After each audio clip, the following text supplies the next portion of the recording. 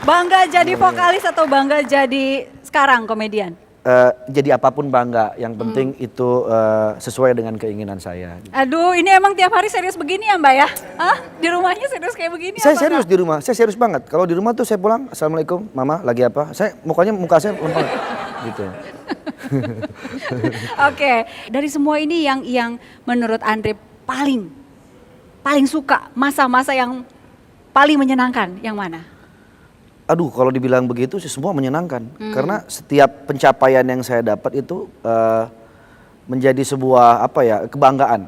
Baik buat saya sendiri, ya alhamdulillah juga buat keluarga, dan yang pasti itu menjadi sebuah pembuktian bahwa saya bukan aji mumpung gitu. Diawali dari vokalis, penyanyi dengan band, ya melewati masa-masa band gitu ya, dengan tour ke kota-kota ya segala macam, terus wah layaknya sebagai seorang vokalis di depan stage itu seperti apa ya, udah dialami. Kemudian masuk ke dunia sinetron yang berakting, acting nangis, marah dan sebagainya dicobain juga gitu. Jadi masing-masing tuh punya Oke. kesenangan ya. Yang bagian paling sini enak. menyenangkan juga tadi. Ini juga menyenangkan, walaupun gagal. Dan Tapi- dibully-bully terus itu. Tapi menurut saya kegagalan itu adalah sesuatu yang tidak menang gitu ya. Ya Jadi iyalah. tapi saya bukan melihat dari kegagalannya, tapi bagaimana saya akhirnya tahu bagaimana dunia politik dan bagaimana berjuang di situ. Oke. Ada artikel yang ingin kami konfirmasi. Apa nih? Rumah Andre Taulani dilempar santet telur busuk. Wush, waduh. Ini dalam kaitan apa nih? Ada kembang tujuh Itu rupa, pecahan terjadi silet. ketika waktu saya mencalonkan menjadi pilkada. Wakil wali kota? Iya. Jadi ada satu kejadian pagi-pagi subuh tiba-tiba rumah saya dilempari telur busuk dan penuh. Banyak ya, telur itu banyak, dan juga ada kembang dan silet banyak gitu.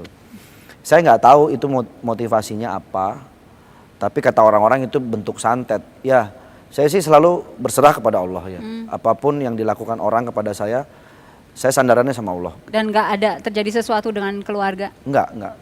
Karena saya bales, jadi saya lemparin duit ke rumahnya.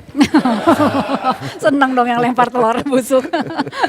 Waktu itu kenapa sih Andre itu kan lagi terkenalnya di salah satu acara komedi ya? Iya. Nggak cukup ya misalnya dengan nyanyi saja atau sinetron saja gitu atau komedi saja? Nah, ini bukan soal cukup atau nggak cukup. Kalau dibilang masuk pilkada itu hanya untuk cari duit, buat apa? Toh saya sebelumnya udah banyak duit kok gitu kan. Jadi lebih kepada memberikan bentuk sebuah pengabdian kepada masyarakat. Keluar pada uang waktu banyak itu. nggak? Nggak, saya malah nggak keluar uang. Saya kalau di total nggak sampai 500 juta saya keluar uang. Malah orang semua yang pada bantu saya. Sekarang kita mau lebih ke arah perjalanan karir ya, ke acting dulu nih. Oke. Ya, awalnya itu main film dulu atau sinetron dulu? Sinetron. Sinetron dulu. Tahun 2009. Oke. Itu Main gimana? sinetron. 1999 sorry. Pertama ada yang Pertama nawarin kali, emang. Iya, saya jadi pemeran pembantu, jadi kakaknya Cindy Fatika pada waktu itu. Ngelihat muka saya dengan Cindy Fatika mirip, jadi castingnya dapet, udahlah jadi kakaknya gitu. Mirip ya. Ini kita ada cuplikan yang ingin kami perlihatkan ke Bang Andre ya.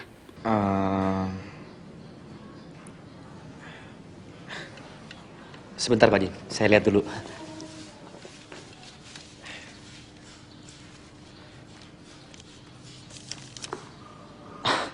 Islam Pak Jin, Islam.